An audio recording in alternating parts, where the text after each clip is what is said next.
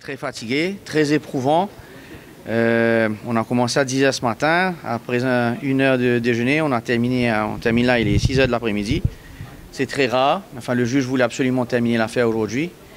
Et il nous a promis un jugement le 31 octobre. Ce qui est bon parce que quand même, elle a attendu 3 ans déjà dans sa cellule. Il est temps qu'elle sache exactement où elle va. Les choses se sont déroulées comme on avait prévu. Et à partir de là, il n'y a pas grand-chose à dire excepté que l'on espère que le verdict tombera en la faveur d'Aurore.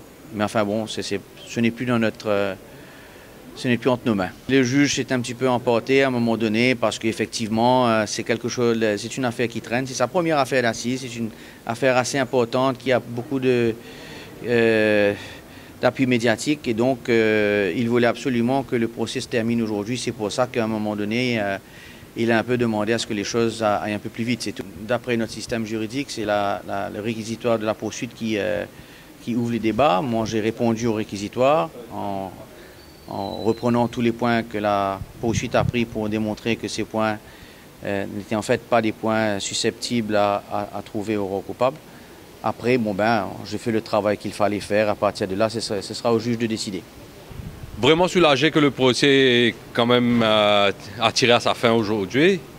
Même si c'est un peu tard, pour un vendredi qu'on termine à cette heure-ci, on a mis les bouchées doubles quand même pour pouvoir arriver jusque-là. Je remercie mes confrères quand même qui ont aidé au bon déroulement de cette affaire. Vu les preuves qui ont été appuyées à la dossier de la poursuite, pour moi personnellement, on a assez de jurisprudence pour pouvoir soutenir et une défense assez solide pour l'accusé Ramchun. Votre choix de ne pas faire déposer votre cliente? Bon, je sais, ça peut paraître, ça révèle un peu plus de stratégie qu'autre chose. Mais c'est une question de stratégie, on préfère ne pas prendre de risques.